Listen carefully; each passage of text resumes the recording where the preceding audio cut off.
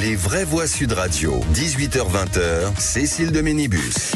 Avec Philippe David, bien entendu, on est ensemble jusqu'à 20h autour de cette table. Philippe Bilger, président de l'Institut de la Parole, et François Ouzillot, maire de Vernon. Et vous, au 0826 300 300, avec cette question, puisqu'on se posait la question, est-ce que selon vous, Sébastien Lecornu, qui a été nommé hier Premier ministre, peut-il être le dernier Premier ministre de l'ère Macron?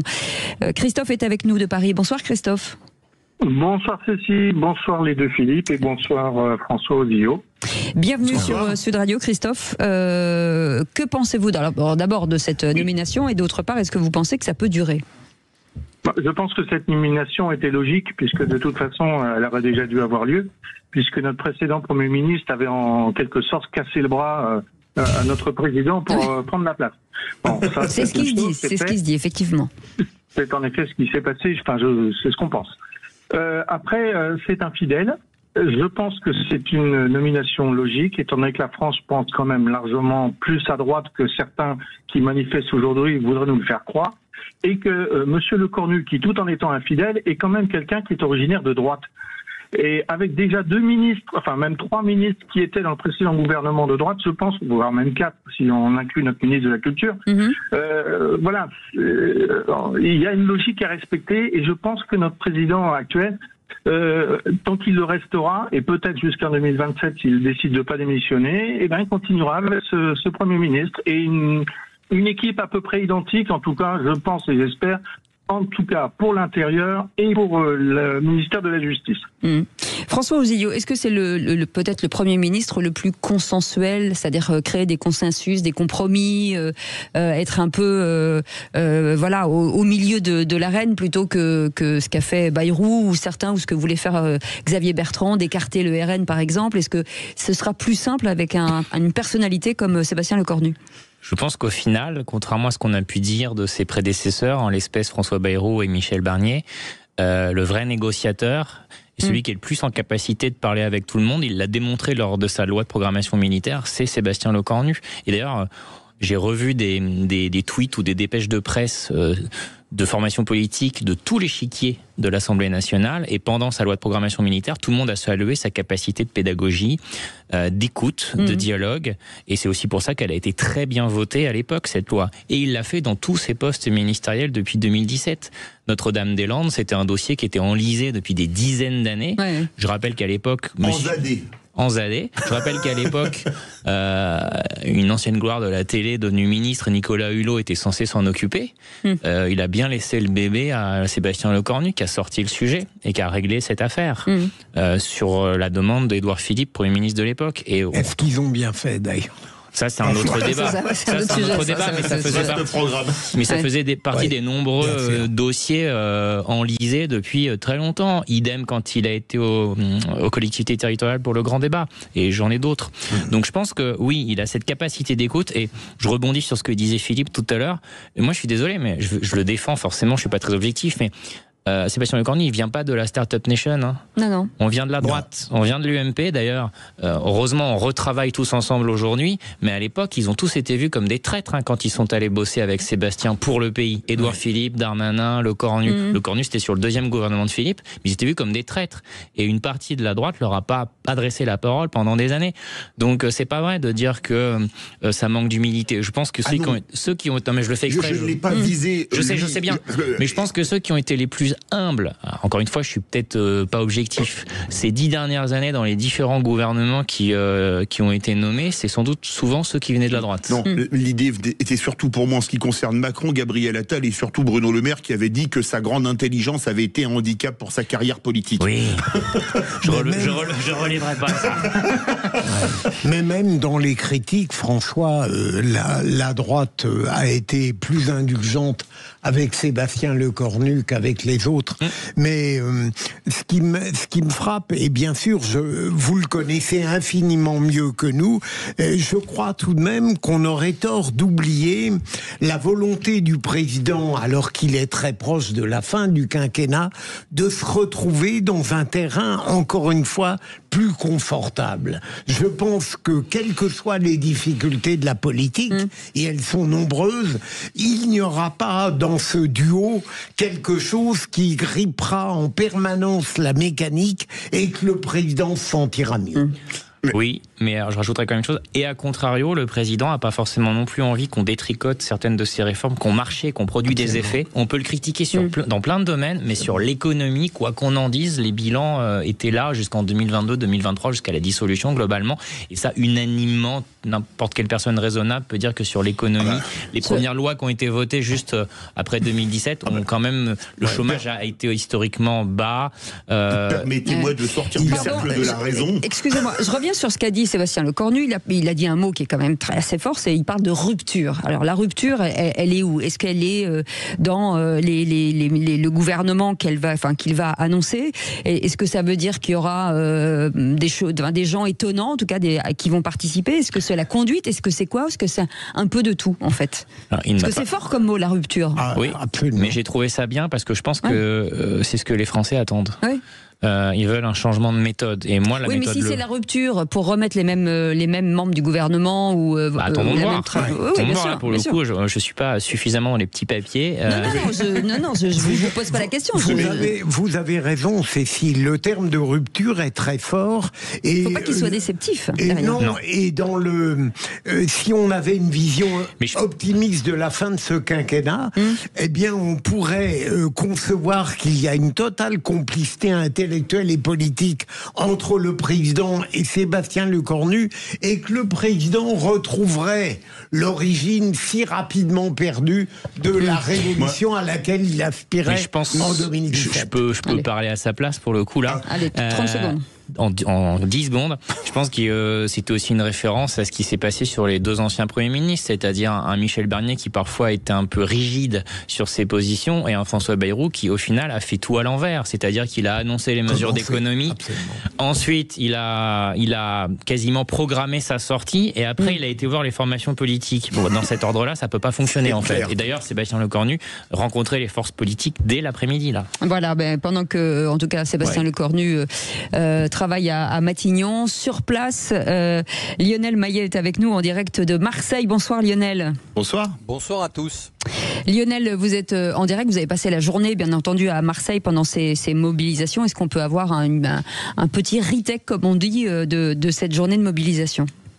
Écoutez, ça a été assez calme, c'était pas le cataclysme annoncé à Marseille. Pour l'instant, nous en sommes à 7 interpellations, la plupart pour des violences sur les forces de l'ordre, des jets de projectiles, des feux de poubelle. On a pu voir dans l'après-midi quelques points de tension, notamment dans le centre-ville, aux abords de la gare Saint-Charles et du centre-bourse. Mais au final, assez peu de casse, ni de vrais blocages. Le bilan est donc plutôt positif pour Corinne Simon, la préfète de police déléguée. Nous avons choisi encore une fois un dispositif très mobile et très réactif. Ce qui veut dire qu'à chaque fois que des manifestants ont souhaité bloquer, que ce soit des péages, que ce soit des autoroutes, que ce soit des ronds-points, que ce soit des accès stratégiques, à chaque fois, ces manifestants ont été repoussés par les forces de police parce que justement ce dispositif était très mobile. En milieu de matinée, ce sont plusieurs milliers de personnes qui ont manifesté dans les rues de Marseille jusque devant la préfecture. 8000 manifestants selon la police, 10 fois plus d'après la CGT. Ambiance bon enfant en tout cas, avec un cortège de lycéens, d'étudiants, de retraités, de salariés comme ces aides-soignantes que j'ai rencontrées. Elles sont venues de La Ciotat. C'est foutage de gueule le Premier ministre, là. C'est toujours le copain Macron. Ils n'ont pas écouté la rue quand même, il y a eu des votes. C'est que le début. Que le début, d'accord, ça va continuer encore et encore. Pour les retraites, on ne nous a pas entendus, ça a été une catastrophe. Nous, dans la santé, on va tous mourir en fait. Donc en même temps, on fait la casse des hôpitaux, il n'y a plus de lits, il n'y a plus rien. Et après, de l'autre côté, on nous dit de faire des efforts. C'est quand même pas normal, quoi. Alors vous aurez apprécié Francis Cabrel. Oui, on avait Et puis une date est entourée déjà dans les calendriers, c'est le 18 septembre et jeudi prochain pour une nouvelle journée de mobilisation intersyndicale. Puis d'ici là, difficile de prévoir, mais il pourra y avoir peut-être d'autres actions, d'autres tentatives de blocage parce que beaucoup sont encore motivés et ne veulent pas en rester là ce soir. Merci beaucoup Lionel. Juste une question, 8000 selon la préfecture, 80 000 selon la CGT, lequel des deux est de Marseille? Oui, je sais pas. La sardine. Je pense. Exactement, c'est la sardine qui a bouché le vieux port. Voilà, exactement. Merci beaucoup Lionel Maillet pour ce point très précis. Vous restez avec nous dans un instant, le tour de table de l'actu de Nos Vraies Voix. Philippe Bilger. Je vais parler un petit peu de deux ministres. Voilà, très bien. Philippe David. J'aime pas quand on vole des idées. Ah ouais, très bien. Et François Ouzillot? Moi, je vais revenir un peu sur le sujet d'actualité, c'est-à-dire la méthode, le discours de la méthode quelque part. Et je prendrai comme exemple évidemment notre Premier ministre pour vous expliquer comment des méthodes de négociation locale peuvent faire en sorte qu'on arrive à produire des effets au niveau national. Et ce qui, hélas, je pense, a manqué un peu ces derniers mois. Et c'est ce qu'attendent les Français. C'est qu'au final, on s'entende aussi bien dans nos conseils municipaux, nos conseils départementaux, c'est un teasing, qu'au niveau national. Merci François Ouzillot. Allez, à tout de suite. Sud Radio. Sud Radio. Parlons vrai. Parlons vrai. Sud Radio. Les vraies voix Sud Radio. 18h-20h, Cécile de Ménibus. Vous savez que Sud Radio, en tout cas, on vous remercie de votre fidélité. À Sud Radio, vous pouvez nous écouter sur les applis, un petit peu partout en France, dans votre voiture. Si vous avez le DAB+, une voiture assez récente, vous pouvez nous écouter partout. Et puis sur les applis, effectivement. Et puis vous abonner à notre chaîne YouTube, par exemple, sur Twitter, sur Instagram, sur TikTok. Vous ne pouvez pas nous rater, ça c'est certain. Je vous rappelle que Sud Radio est la radio des territoires. Donc aujourd'hui, mobilisation un peu partout en France. Si vous voulez en parler, notre antenne vous est ouverte au 0826 300 300 avec Aude qui est avec nous. En attendant, tout de suite, le tour de table de l'actu. On est convoqué la table ronde. Oula, le pognon à la limite, on cracherait pas dessus, mais là c'est pas le problème. Bon alors quoi, c'est vous voulez des terres? Des terres? On est déjà pas assez pour s'occuper de celles qu'on a. C'est scandaleux. Alors quoi? C'est compliqué à expliquer en même pas une minute. Dans le détail, on sait pas, mais... Ce qui est sûr, c'est qu'on en a plein le cul. Le tour de table. De l'actualité. Philippe Bilger, vous voulez évoquer Retailleau et Darmanin qui vont sûrement garder leur poste. Avant même qu'on connaisse évidemment la composition du gouvernement, puisque c'est un double processus. D'abord, le Premier ministre devra réunir les partis pour déterminer les conditions éventuellement de l'élaboration du budget, et ensuite il y aura la composition du gouvernement. Mais j'espère profondément que dans ce nouveau gouvernement, il y aura de nouveaux ministres. Par exemple, je ne serai pas Marie, ça n'arrivera pas. Si Elisabeth Borne était remplacée par Gabriel Attal, qui pendant 6 mois a été remarquable, j'aimerais qu'on restaura le ministre du quotidien qui était d'Aragon. C'était une très bonne idée. Il faudrait quelqu'un aux armées. Voilà, et là je pense, mais ça, Sébastien Lecornu sera parfaitement avisé pour cela, Jean-Louis Thériault, qui est un spécialiste de la défense et un républicain de grande qualité intellectuelle. Mais surtout, j'espère ne pas me tromper en ayant la certitude que Gérald Darmanin restera garde des Sceaux parce qu'il est remarquable dans cette fonction, et que Bruno Retailleau, dont paraît-il je prononce trop souvent le nom, demeurera ministre de l'Intérieur. Et là, il me semble que ça n'est pas faire des pronostics sur la comète que dire que Sébastien Lecornu est trop intelligent et trop prudent pour dissocier ces personnalités remarquables de leur poste. Moi, je crois que l'important pour faire un gouvernement, c'est de mettre des gens compétents. Alors là, désolé de le dire, mais Sébastien Lecornu a du ménage à faire. Bon, déjà, Jean-Noël Barrot aux affaires étrangères, on a vu sa riposte graduée avec l'Algérie, on a vu à quel point ça marchait. Il faut en changer. Je pense, afuera, comme vous voulez. Tiens, on va le faire en la langue de Cervantes. Continuons avec afuera. Continuons par exemple avec Madame Borne, qui, alors que la France s'effondre au niveau de l'éducation dans les classements PISA, a une priorité: féminiser la devanture du Panthéon. Afuera. Alors Agnès Pannier-Runacher, qui veut être plus écolo que Sandrine Rousseau et Marine Tondelier réunies, afuera. Donc faut mettre des gens qui ont du niveau, du talent et qui savent où ils vont. Joyeux Noël, j'ai envie de dire. Je bois les paroles des deux Philippe. Voilà. Ah bah merci, il y en a qui vont apprécier chez vos amis politiques. Ouais, je sais, mais je m'en fous. Si vous n'avez pas d'amis, tous les trois, vous savez maintenant pourquoi. J'ai toujours eu un esprit libre, même si je fais attention avec les connaissances que je peux avoir, mais j'ai toujours un esprit libre et j'y tiens. Et je trouve que ne pas être langue de bois en politique, ça compte, surtout en ce moment. Sur le régalien, c'est ce que disait votre auditeur, le pays penche à droite. Donc là, on n'a aucun intérêt à ne pas garder Darmanin Darmanin et Retailleau, qui en plus fonctionnent plutôt bien ensemble, ce qui n'a pas toujours été le cas. Il fallait quand même parfois... C'est unique. Il fallait parfois quand même manquer de bon sens pour mettre des ministres qui étaient complètement antagonistes, alors que les Français, ça reste une de leurs principales priorités. Sur le reste, je suis assez d'accord avec Philippe. Je dirais surtout des personnalités qui connaissent les Françaises et les Français, qui connaissent le terrain, qui sortent de Paris. Pas techno, qui font de la politique, mais qui sont quand même spécialistes de leur dossier et qui savent les porter, qui ne se font pas dicter leur conduite par les administrations centrales, parce que ça on en crève, je suis bien placé pour le savoir en tant que maire. Voilà, des gens qui connaissent la France, tout simplement.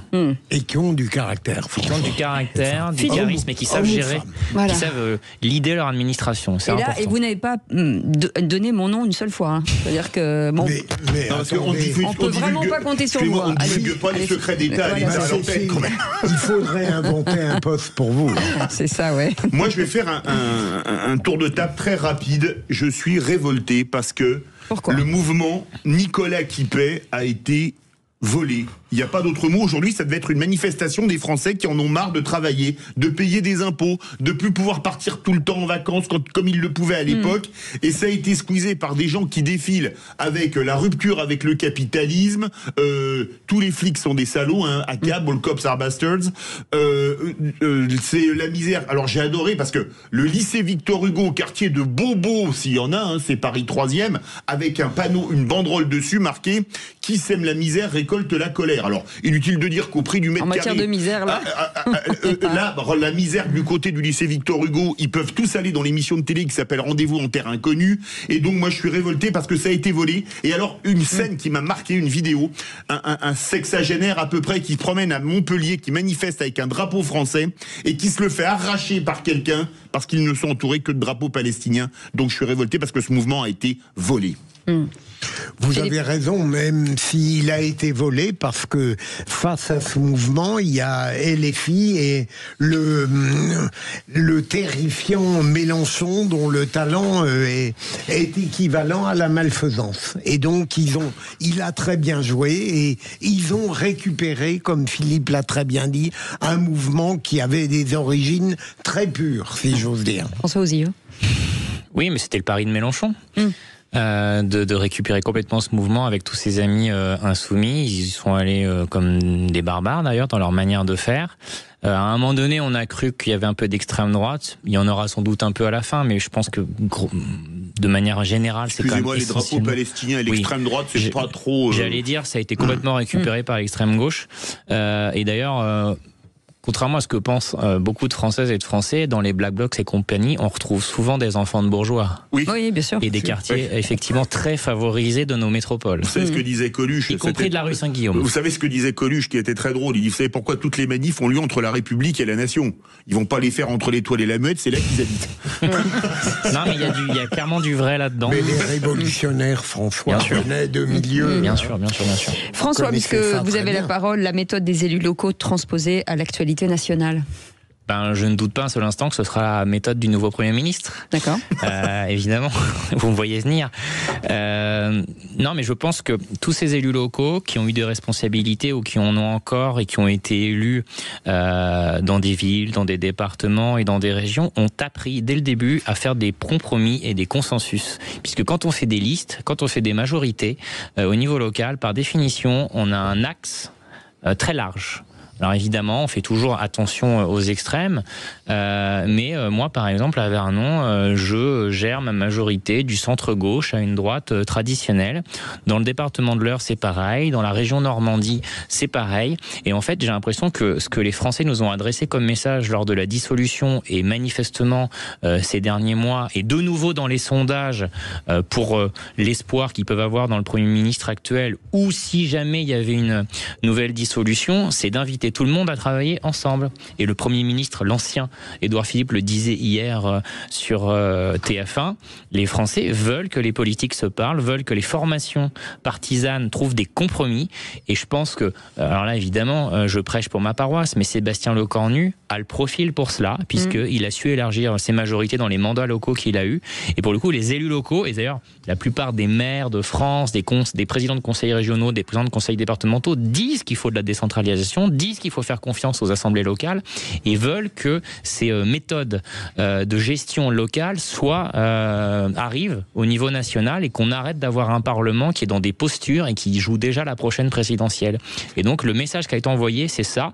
Et dans les sondages qui sont sortis avant la nomination du nouveau Premier ministre, ça a redémontré aussi que s'il y avait de nouveau une dissolution, il n'y avait pas de majorité absolue. Donc en fait, les Françaises et les Français nous obligent à travailler tous ensemble et à se parler les uns les autres, y compris les formations politiques, et à trouver un compromis, à faire des concessions pour voter un budget pour la France, parce qu'il est bien normal qu'ils aient peur qu'on n'ait pas de budget tout de suite et qu'on se déclasse.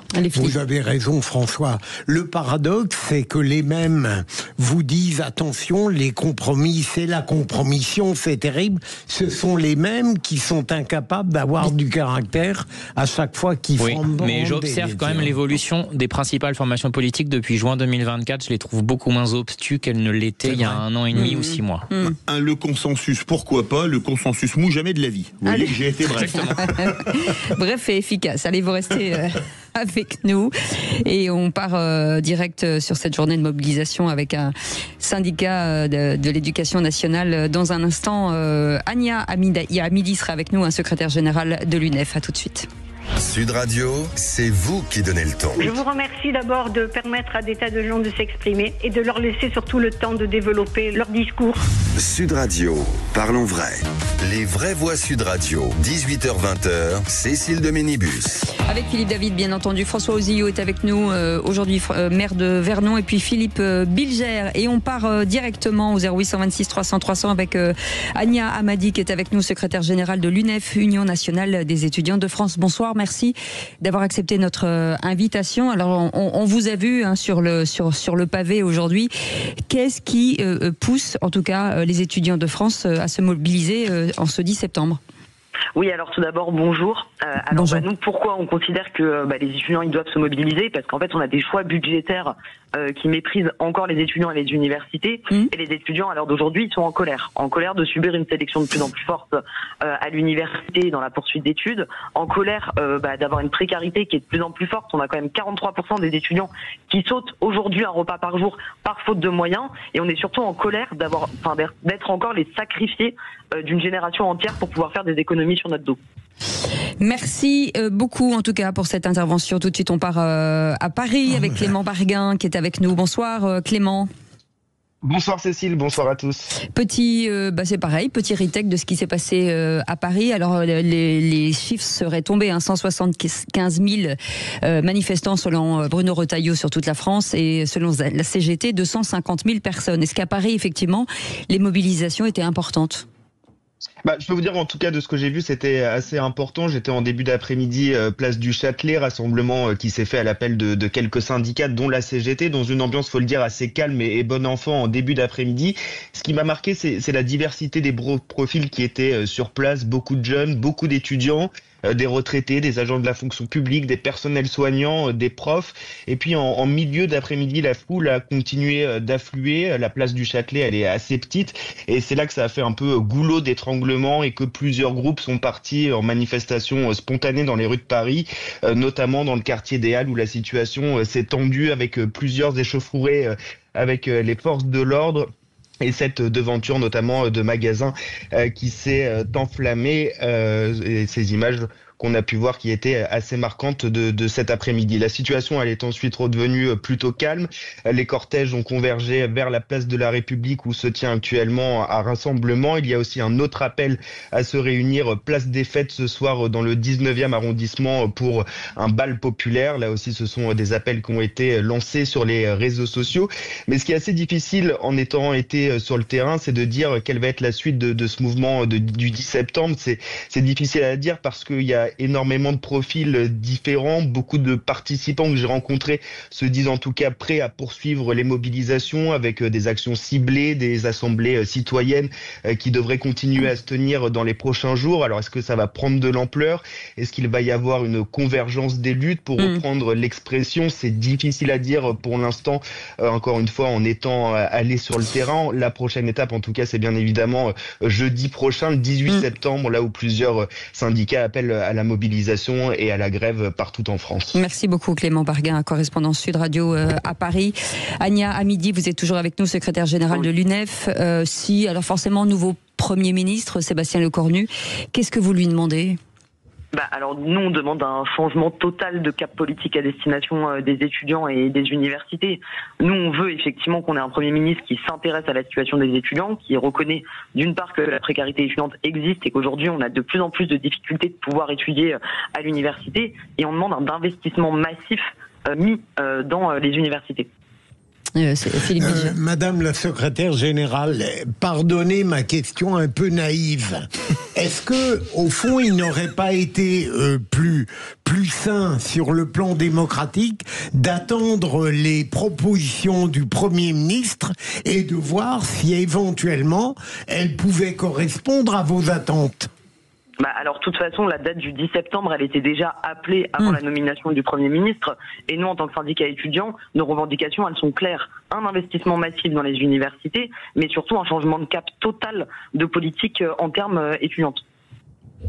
Merci beaucoup, en tout cas, Madame la secrétaire générale de l'UNEF. Ania, à midi, était avec nous. Allez, tout de suite. Et si j'étais Premier ministre ? Les vraies voix Sud Radio. Si j'étais Sébastien Lecornu, qui nommerais-je comme ministre de l'Intérieur, des Armées, de la Justice, de l'Économie, des Finances et des Affaires étrangères ? Et avec nous pour en parler, c'est Luc qui nous appelle du Perreux-sur-Marne. Faites-nous, mon cher Luc, bonjour, votre petite liste de courses. Bonjour Cécile, bonjour. Bonjour. Bonjour à vos invités. Vous vous doutez bien, Cécile, et je vous prends votre appel parce que je vous connais bien, mais vous devez bien vous douter que je suis extrêmement occupé par les temps qui courent. Et je consulte sans discontinuer. Alors, en exclusivité. Très bon. En exclusivité à l'intérieur, je nommerai Monsieur Thibaut de Montbrial. Ah oui, ok. Oui, avocat, oui. Ok, avocat, oui. Défenseur de la police. Voilà, exactement. Il donne des cours à l'Institut de police régulièrement. À la justice, je nommerai un magistrat émérite, M. Jean-Paul Garot. Oui. Oula, Philippe Bilger, qui est député européen. Non, mais c'est très bien. Mais notre ami, le Premier ministre, au fond, il est assez paradoxal de remplacer d'excellents ministres par des ministres qui seraient moins bons. Bon, allez, on continue la liste, Luc. Et Monsieur Bilger, Monsieur Macron m'a demandé un gouvernement de rupture. Voilà. Vous avez totalement raison. Alors, à l'économie et aux finances, je mettrai mademoiselle Sarah Knafo. D'accord. Oui. Ok. Est-ce que vous pouvez le justifier, c'est-à-dire pourquoi ? Eh bien, tout simplement parce que elle se démarque par une excellente connaissance des dossiers. Elle a été auditeur à la Cour des comptes. Elle a fait de belles études. Et surtout, elle se démarque par une lucidité absolument décoiffante. Autour de la table, vous pouvez donner votre avis. Si là, ce serait un sacré choc. Et là, je trouve que l'idée est très bonne. Oui. Les affaires étrangères. Alors, les affaires étrangères, je mettrai M. Pierre Lelouch. Oui, ancien ministre des Affaires européennes, secrétaire d'État aux Affaires européennes à l'époque, oui. Voilà. C'est pas très neuf, c'est pas des... Ah non, c'est pas très neuf, mais que voulez-vous j'avoue que j'ai du mal à trouver chez LFI mon content. On s'en serait douté. J'allais le dire. Et pour prendre le poste du démissionnaire Sébastien Lecornu aux armées? Eh bien, écoute, je vais taper dans la jeunesse. Je nommerai Philippe de Villiers. Ah oui, effectivement, la jeunesse, oui, effectivement. Ah oui. Philippe de Villiers. Moi, quitte à mettre un de Villiers, j'aurais plutôt mis son frère, ancien chef d'état-major des armées, Pierre de Villiers. Et le retour. Oui. J'y ai pensé aussi, mais bon, ils feront un bon tandem. Ouais, c'est ce qu'on appelle. En tout cas, c'est un gouvernement qui aurait de la gueule. Excusez-moi, mais ce gouvernement, il a un nom, c'est l'Union des droites. Oui. Donc il tient pas 24 heures. Voilà, c'est ça. J'ai peur, Luc, que vous soyez renversé assez rapidement. Mais en tout cas, c'était bien essayé. Ah oui. Merci beaucoup, en tout cas, Luc, de nous avoir appelé au 0826 300 300. Dans un instant, Thomas Binet. Et puis, le coup de gueule de Philippe David. Oh, je vais pousser un coup de gueule sur la France qui pousse des cris d'orfraie sur un État qui ne fait que se défendre. Vous avez deviné de quoi je parle. Allez, tout de suite, les incontournables de la crypto-monnaie, avec Thomas Binet. Paymium, le premier partenaire français pour investir dans les cryptos en toute sécurité, présente. Sud Radio, les incontournables de la crypto-monnaie. Thomas Binet. Bienvenue dans ce nouvel épisode d'Oser Investir, les incontournables de la crypto-monnaie. Je reçois aujourd'hui Pierre Noisa, président fondateur de Pemium. Bonsoir Pierre. Bonsoir Thomas. Pierre, aujourd'hui nous allons parler dette publique et système monétaire. Pouvez-vous d'abord nous parler du problème de la dette publique ? Quel sujet actuel ? La dette publique est désormais hors de contrôle car l'État vit à crédit, finançant des dépenses de fonctionnement alors que le crédit devrait être réservé à l'investissement dans des projets d'infrastructure. En effet, alors que la dette privée doit être un engagement individuel et responsable, librement consenti, la dette publique est contractée en notre nom, mais sans notre consentement. Plutôt que de faire payer immédiatement les électeurs par une augmentation des impôts, l'État reporte le fardeau financier sur les générations futures. Elle n'est donc légitime que si elle finance des infrastructures dont l'utilité se projette sur plusieurs générations. Mais alors, du coup, quel lien faites-vous entre la dette publique dont vous venez de nous parler et la crypto-monnaie ? Les monnaies traditionnelles comme l'euro ou le dollar sont émises contre des promesses de travail, des dettes, alors que les bitcoins sont émises contre des preuves de travail. Comme une banque, lorsqu'elle accorde un crédit, crée des euros par un simple jeu d'écriture, l'euro n'incite pas l'État à la sobriété monétaire. Mais alors pourquoi la dette publique augmente-t-elle année après année ? L'État trouvera toujours une justification, que ce soit une récession, une pandémie ou une guerre, pour s'endetter toujours davantage, comme si les crises étaient à la fois la cause et la conséquence de cette dérive. Sans cette création monétaire incontrôlée, il serait possible de restreindre le champ d'action de la puissance publique à des missions essentielles. Cela suppose d'admettre le bitcoin comme deuxième monnaie ou de mettre en place un étalon bitcoin sur le principe de l'étalon or qui a existé jusqu'en 1971. Mais Pierre, comment l'État peut-il utiliser l'endettement pour financer cette dépense ? Alors, quand l'impôt ne lui suffit plus, l'État émet des titres de dette sur les marchés financiers. Ces titres sont achetés par des banques et des fonds d'investissement qui deviennent les créanciers de l'État. Pour influencer les marchés financiers et, soi-disant, stimuler l'économie, malgré les traités qui lui interdisent de prêter directement aux États, la Banque centrale européenne achète des titres de cette dette publique sur le marché secondaire auprès des banques qui en détiennent déjà.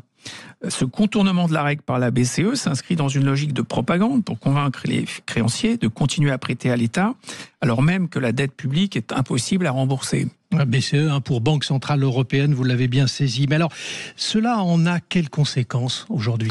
Eh bien, l'achat de ces titres par la BCE crée de la monnaie supplémentaire. Pour acheter des titres de dette auprès des banques commerciales, la BCE crédite leurs comptes et augmente ainsi leurs réserves.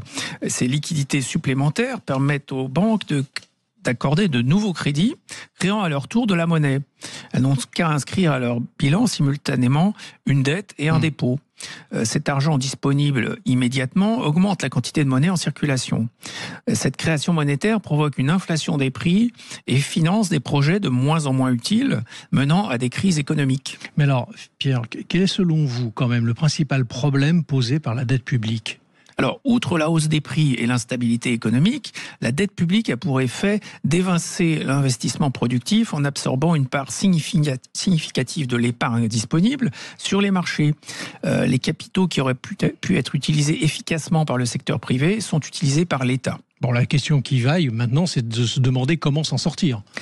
La dette n'est pas censée être remboursée. Il faut juste maintenir l'illusion qu'elle peut l'être pour pouvoir continuer à emprunter. Un État peut d'ailleurs la répudier, comme par exemple l'Équateur l'a fait en 2008. La dette n'est pas un accident, mais une fonction de l'État, dès lors qu'il bénéficie du monopole de la monnaie. C'est donc ce monopole qu'il faut repenser pour recentrer le rôle de l'État sur des domaines essentiels. Merci Pierre pour votre analyse. On vous donne rendez-vous mercredi prochain pour un autre numéro d'Oser Investir, les incontournables de la crypto-monnaie. Et pour ce qui me concerne, je vous donne rendez-vous dimanche matin dès 9h27 sur Sud Radio. Sud Radio, les incontournables de la crypto-monnaie. Thomas Binet. Avec Pemium, le premier partenaire français pour investir dans les cryptos en toute sécurité. Allez, prenez un petit café, une petite tisane. On revient dans un instant avec les vraies voix. On est ensemble jusqu'à 20h. 0826 300 300. On a envie de vous entendre aujourd'hui. Sud Radio. Parlons vrai. Parlons vrai. Sud Radio. Parlons vrai. Sud Radio. Parlons vrai. Les vraies voix Sud Radio. 18h-20h. Cécile de Ménibus. Et Philippe David, bien entendu. Et autour de cette table, François Ouzillot qui est avec nous, maire de Vernon. Et puis Philippe Bilger, le président de l'Institut de la Parole. Ça va, monsieur le président ? Ah, ça va très bien. D'accord. Vous auriez pu être Premier ministre ? mon Dieu, il y a des années, j'aurais beaucoup aimé être garde des Sceaux. Ouais. Mais vous êtes l'un des seuls à dire, si jamais on me l'avait proposé, j'aurais dit oui. Ah ben bien sûr, et vous aussi ma chère Cécile. Ah non, non, on n'est pas dans le même... Moi j'aurais ri, j'aurais dit ah oui, quelle bonne blague. Mais vous savez, pourtant... je me demande, comme vous êtes une femme active et intelligente, vous auriez eu des chances. Ah bah j'aurais pu faire illusion 10-15 minutes. Et vous auriez tenu vos promesses. Oui, ça c'est sûr, ça c'est certain. Fondamental. Voilà, j'aurais dit, si je n'y arrive pas, je vous promets, je partirai. Au bout de 10 minutes, je serai partie. Philippe Davy, tout de suite son coup de gueule. Les vraies voix Sud Radio. Comme d'habitude, je vais remettre le clocher au milieu du village, un grand village lointain, puisqu'il s'agit de Doha, capitale du Qatar. Pourquoi Doha ? Parce que c'est là qu'a eu lieu une frappe israélienne hier, et que les réactions, en particulier la réaction du président de la République, m'ont pour le moins surpris. En effet, le chef de l'État a commenté cette opération par ces mots sur Twitter.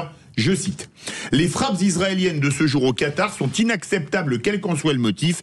J'exprime ma solidarité au Qatar et à son émir Sheikh Tamim Al Thani. La guerre ne doit aucun cas s'étendre dans la région. » Alors rappelons que ces frappes étaient ciblées et visaient des chefs du Hamas qui ont porte ouverte dans l'émirat du Qatar. Si elles ont échoué à liquider leur principale cible, elles ont quand même permis d'éliminer le fils du négociateur en chef du Hamas, Khalil Al-Hayya, le chef de son bureau et 3 gardes du corps, un policier qatari étant un dommage collatéral. Le Hamas est un groupe terroriste tant pour la France que pour l'UE. Comment peut-on défendre des gens responsables d'un groupe terroriste qui a des hectolitres de sang sur les mains et pas que le 7 octobre 2023 ? Ensuite, ces pudeurs de gazelle parce que le Qatar serait un État souverain m'énervent. Quand la France a été frappée par le terrorisme islamiste, elle n'a pas hésité, et à juste titre, à frapper Mossoul en Irak et Raqqa en Syrie, alors sanctuaire de Daesh, pour liquider des terroristes qui avaient fait couler le sang dans notre pays. Et tout le monde libre, dont Israël, avait applaudi les frappes ordonnées par François Hollande, alors président de la République. De même, quand les Américains ont été liquidés Ben Laden à Abbottabad en 2011, la France les avait félicités. C'était alors Nicolas Sarkozy qui était à l'Élysée. Pourtant, le Pakistan est, comme le Qatar, un État souverain. Donc, liquider des terroristes quand ils frappent la France ou les USA serait bien, mais pas quand ils frappent Israël. Frapper la Syrie, l'Irak ou le Pakistan qui abritent des terroristes serait bien, mais le Qatar aurait une immunité dans ce domaine. Mais j'oubliais, le Qatar rince tellement de monde en France et ailleurs. Je n'aime pas le Qatar, notamment dans sa possession du PSG. Mais comment dirais-je, Philippe, au premier degré, je vous rejoins totalement. Je trouve que votre dénonciation est très pertinente. Mais est-ce que vous ne croyez pas qu'un président de la République peut, à un certain moment, quelles que soient les motivations de votre colère, dire à Israël, tout de même, il faut peut-être arrêter à un certain moment? Excusez-moi, mais nous, quand il fallait liquider Daesh, personne nous a dit d'arrêter, non ? Oui, d'accord, non mais... donc je me sens pas le droit de dire aux Israéliens d'arrêter de liquider les terroristes du Hamas. Moi je suis pas dans le 2 poids 2 mesures, hein. J'assume totalement. Bon. Je crois qu'il y a des intérêts géostratégiques qui dépassent. Oui, et financiers pour certains. Évidemment, le Qatar est puissant et le Qatar en plus sert de courroie de négociation et de transmission dans cette région du monde qui est très enflammée. Mais les gens du Hamas qui ont porte ouverte au Qatar, moi j'appelle ça un État qui soutient le terrorisme. Désolé, hein, comme quand l'Afghanistan abritait Al-Qaïda. Bien sûr. C'est pas un problème immobilier. Donc Philippe David, à la négociation, on annule la diplomatie, tout ça. Ouais, merci. Aux affaires étrangères. Non plus. Ah bah je serais meilleur que Jean-Noël Barrot. Alors là, personne ne serait pire. Hein. Là, désolé. Vous lui en voulez à ce malheureux Barrot. Bah oui, c'est fou. Hein quand je pense que j'ai été enfant de cœur et qu'on m'a enseigné la miséricorde. Oh mon Dieu, allez, vous restez avec nous. Dans un instant, la question du soir, on va revenir sur ces tensions un petit peu partout en France, notamment à Paris, avec 250 000, ce que disait notre ministre de l'Intérieur, 175 000 mobilisations un peu partout en France, contre 250 000 pour la CGT. Et on se demande si effectivement la France est proche de la révolution avec sa mobilisation du 10 septembre. Oui, on vous pose cette question et ça ne nous étonne pas comme François Ouzillot. Et là, vous faites une réponse de Normand puisque vous êtes toujours à 50-50 que la France est en situation pré-révolutionnaire. Vous voulez faire la différence pour que ça passe à 50, quelque chose? Appelez-nous au 0826 300 300 et votez sur Twitter. Allez, à tout de suite. Sud Radio. Sud Radio. Parlons vrai. Parlons vrai. Sud Radio. Les vraies voix Sud Radio. 18h-20h, Cécile de Ménibus. Avec Philippe David, on vous accompagne jusqu'à 20h ce soir et on va rester sur cette mobilisation aujourd'hui un petit peu partout en France, aux alentours de 19h30. 25, on sera en direct avec Christine Bouillot, en direct de Toulouse, bien entendu, pour nous faire la très grosse mobilisation à Toulouse. Vous voulez nous en parler, 0826 300 300. Et donc on s'est posé la question avec Philippe David, mobilisation aujourd'hui du 10 septembre. Est-ce que la France est proche de la révolution? Vous pensez qu'on est en situation pré-révolutionnaire ou pas? Venez nous donner votre avis au 0826 300 300. Tout de suite la question du soir. Donc nous allons mobiliser beaucoup de forces, gendarmes, policiers. 80 000, ils auront une consigne très claire, c'est la fermeté. On ne tolérera aucun blocage, aucune violence. Ça ira, ça ira, ça ira. Les aristocrates à la lanterne. Ça ira, ça ira, ça ira. Les aristocrates, on les prendra. Les vraies voix Sud Radio. Est-ce qu'on est proche de la révolution, Philippe Bilger? Je ne crois pas, même pas dans une situation pré-révolutionnaire. Et quand Alain Duhamel nous dit que nous sommes à la fois, que nous vivons à la fois une crise politique et une crise de société, il n'a pas tort.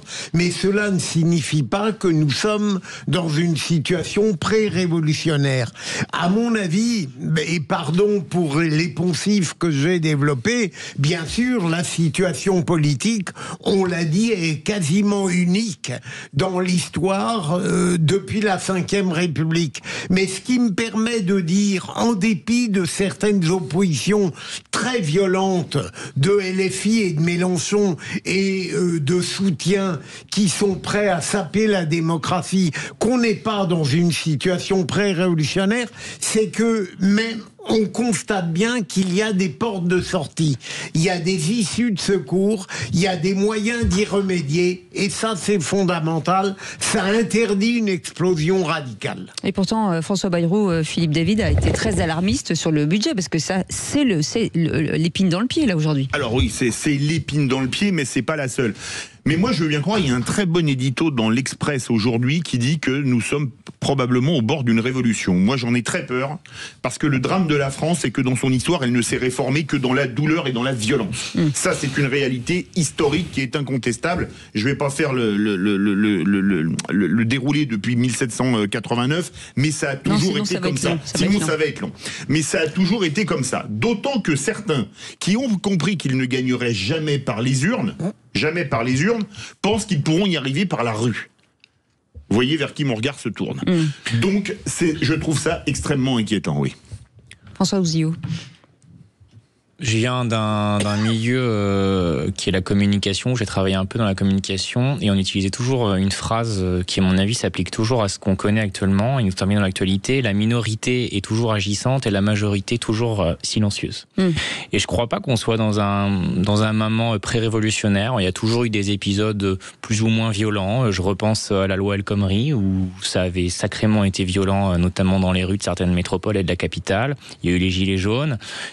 Oui, c'est vrai, le peuple est un peu plus énervé et éruptif qu'il ne l'a été par le passé, mais je crois aussi que c'est pour ça que le Premier ministre ce matin a parlé de changement de méthode. Il y a une volonté de changement de méthode au niveau de la classe politique, il y a un décalage et un gouffre qui s'est creusé entre le peuple et la classe politique, aux uns et aux autres de faire en sorte d'être responsables. Alors je parle bien du bloc central bien élargi, mais les extrêmes, eux, ont aucun intérêt à ça, et donc ils veulent jouer le chaos. Et l'extrême gauche en premier, et à chaque fois dans ces mouvements violents comme on connaît aujourd'hui, c'était toujours l'extrême gauche qui était en première ligne. Donc en fait, il n'y a rien de nouveau sous le soleil. Sauf que la classe moyenne se sent de plus en plus pas écoutée. Et donc, effectivement, elle s'énerve aussi dans les urnes. Elle n'est pas écoutée, elle est surtout déclassée. Et elle est déclassée, elle se sent abandonnée, et c'est sans doute parfois à juste titre. Et donc, il faut réconcilier les institutions avec cette classe moyenne. Néanmoins, c'est pas pour autant que les Black Blocs ou tous les excités d'extrême gauche représentent le peuple. Et je pense que la majorité des Françaises et des Français sont des gens raisonnables et qui croient en ce nouveau Premier ministre comme ils ont sans doute cru au précédent. Et que là, ils veulent surtout qu'il y ait un budget pour la France et que le pays soit pas déclassé et que ça se termine pas comme la Grèce. Absolument, voilà. Et François, ils y croient d'autant plus que le seul intérêt, si j'ose dire, de Michel Barnier et de François Bayrou, c'est d'avoir, je dirais, constitué des échecs sur lesquels les Français comprennent qu'on peut s'appuyer pour créer une réussite. Bien sûr. Et d'autre part, à propos des Gilets jaunes, vous avez totalement raison, je me rappelle une phrase qui disait à leur sujet, c'est plus qu'une émeute, moins qu'une révolution. J'aimerais assez appliquer ça la situation actuelle. Moi, je crois qu'il y aurait un moyen déjà pour faire baisser la tension en France. Le problème, c'est que c'est aux antipodes de la culture politique d'Emmanuel Macron, qui est le mariage de la droite orléaniste et de la gauche caviar, c'est de donner la parole au peuple par au moins un référendum. Ça, je crois que ce serait le B.A.B.A. Et sur quel sujet ? Ça, il faut trouver le sujet, il y en a plein. Oui, mais c'est ce que je vous disais tout à l'heure, il faut revenir à la proximité, il faut revenir au peuple. C'est ce qui avait été tenté pendant le grand débat, mais je pense qu'il faut recommencer d'une certaine manière. Moi, j'ai une idée de référendum. Le droit français doit-il être supérieur au droit européen, par exemple, pour nous éviter, quand on veut expulser des gens, etc., qu'on ait la Convention européenne des droits de l'homme qui nous en empêche, etc., etc. Ça, ce serait un vrai sujet. Le dernier référendum qu'on ait évoqué, c'était Emmanuel Macron, c'était ça se tordre de rire, c'était sur les rythmes scolaires. Mais un référendum sur les rythmes scolaires, pourquoi pas sur l'heure d'été ? Sauf que sur les sujets saillants, il faut réformer la Constitution, il n'y aura pas de majorité pour la réformer, donc en fait il faut tenir jusqu'à la prochaine présidentielle. Et là il y aura de nouveau un vrai débat, mais l'urgence c'est de passer un budget. Alors, l'urgence c'est de passer un budget. Je veux bien, mais au cas où, il faut peut-être pas non plus trop faire peur aux gens dans ce domaine, pour une bonne et simple raison, c'est que s'il y a jamais, il n'y avait pas de budget, c'est le budget de l'année précédente qui s'appliquera. Seul problème, c'est que comme on va être déclassé par Fitch après-demain, c'est un secret. Il faut envoyer des signaux. Il faut envoyer des signaux. Mais je pense quand même que Emmanuel Macron, ayant mis 1000 milliards de dettes aux Français en 8 ans, il est peut-être pas le mieux placé pour dire que la situation budgétaire est catastrophique, parce que, à mon humble avis, il a quand même une part énorme de responsabilité là-dedans. La formule ayant été parfaitement résumée par une boutade de David Lisnard, qui a dit maintenant on doit payer le n'importe quoi qu'il en coûte. Mais c'est très juste. D'ailleurs, le président, et c'est trop rare pour ne pas être souligné, a admis qu'il avait beaucoup dépensé. S'il avait dit le contraire. Et moi j'ai milité il y a 20 ans pour un type qui disait travailler plus pour gagner plus, et là les gens que je rencontre dans ma rue ont l'impression qu'ils vont travailler plus pour gagner moins.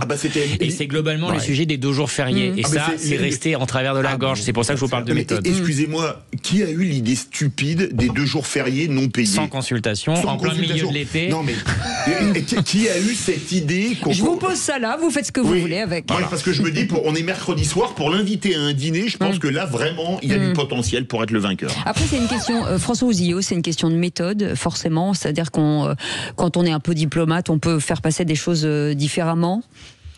Parce qu'il a été brut de décoffrage quand même, François Bayrou. Mais en fait, je n'ai pas compris pourquoi il s'est autant roulé par terre il y a près d'1 an pour être Premier ministre, pour nous faire une sortie de cette manière.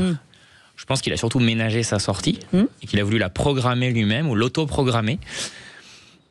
Je pense qu'il y a un peu d'orgueil et d'ego dans tout ça, mais ça n'engage que moi. Je veux surtout pas que ça gêne mon entourage. Mais j'ai pas compris la méthode, j'ai pas compris le je reste à Paris tout l'été pendant que tout le monde est en vacances, je vais faire des Facebook Live, je vous ponds ça le 15 juillet une fois que tout le monde est parti, et à la fin je vais consulter les gens pour leur demander ce qu'ils en pensent, et notamment les formations politiques dont j'ai besoin pour faire passer le budget. En même temps, on l'avait pas beaucoup entendu ces derniers non, mois, parce qu'en fait, il était assez discret. Mais enfin, je me rappelle, on s'en parlait déjà l'année dernière, et vous me trouviez déjà dur sur l'homme. Oui. Je vous disais déjà qu'il a fait carrière, même s'il est chef de parti, il a fait carrière sur un certain nombre de constats, mais que quand on est aux manettes, c'est quand même complètement différent, surtout dans le contexte dans lequel on est depuis maintenant 1 an et demi. Et donc, entre le constat et les solutions, il y a quand même en général un gouffre. Et c'est facile d'être spectateur, c'est beaucoup plus difficile d'être acteur. Et d'ailleurs, son dernier discours... Donc il a joué le temps et la montre jusqu'au moment où il y avait le précipice du budget. Et là, vous êtes obligé d'arriver avec votre proposition. Et je pense pas que les jours fériés, en tout cas c'est ce que j'entends dans ma ville, étaient la meilleure des propositions. Et son dernier discours était typique de son caractère. Il reprend les chiffres et ensuite c'est de la philosophie politique. Et voilà, ce sera le mot de la fin et direction Toulouse avec Christine Bouillot qui est avec nous en direct. Bonsoir Christine. Bonsoir les vrais voix. Bonsoir. Elle a marché Christine aujourd'hui, elle sur le pavé, elle a marché toute la journée et il y avait du monde visiblement Christine Bouillot à Toulouse. Oui, et je peux vous dire que cette journée se termine en fait comme elle a commencé, malheureusement par des affrontements entre les forces de l'ordre et les manifestants. On va commencer, si vous le voulez bien, par ce qui s'est passé déjà ce matin, là où je me trouvais, ce rond-point de Jolimont. C'est un secteur stratégique d'accès au centre-ville depuis la périphérie. Il était à peine 7 heures. 200 personnes environ qui installent les premières barricades.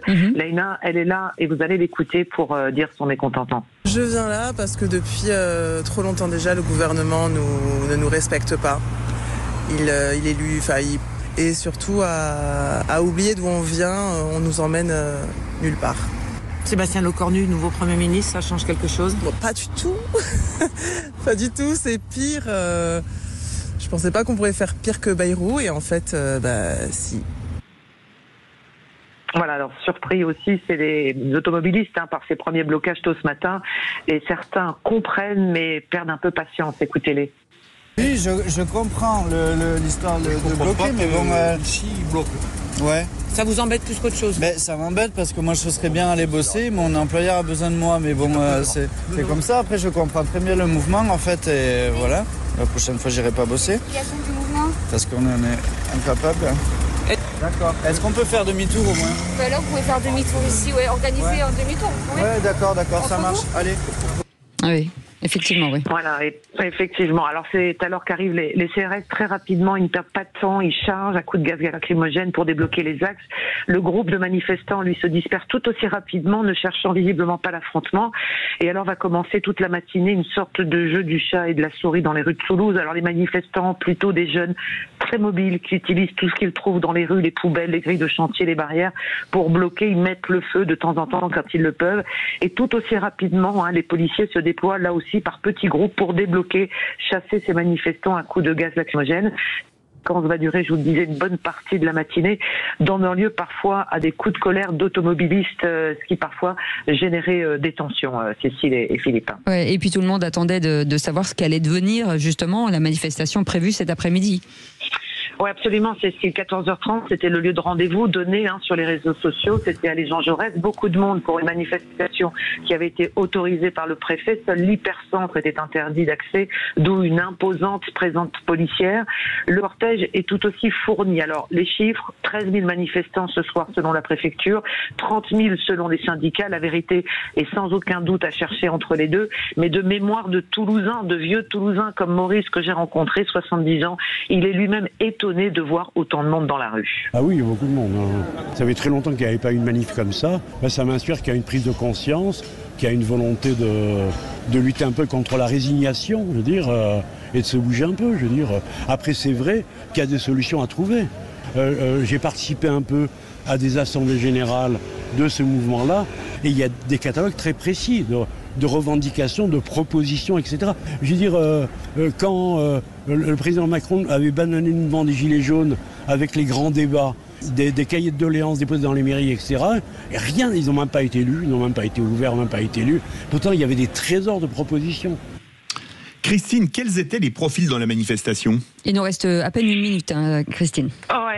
Rapidement, c'était plutôt jeune, pas seulement des familles, des actifs, les syndicats évidemment qui étaient là, la CGT était en tête pour sécuriser le tracé, avec un mot d'ordre quasi majoritaire, Macron démission. Beaucoup d'anciens gilets jaunes aussi, et dans les discussions de ce mouvement, certains parlaient de ces agoras qui le voulaient depuis des semaines, et il y a eu des discussions sur les territoires pour être force de proposition. On l'a entendu, comme ils disent, ils veulent tout simplement être entendus, et ça revenait quasi systématiquement, Cécile et Philippe. Merci beaucoup Christine Bouillou en direct de Toulouse qui a traversé en tout cas cette journée, et merci de nous avoir informés au plus précisément. Merci beaucoup Christine Bouillou. Dans un instant, enfin en tout cas à partir de 20h, on vit pas dans la même France.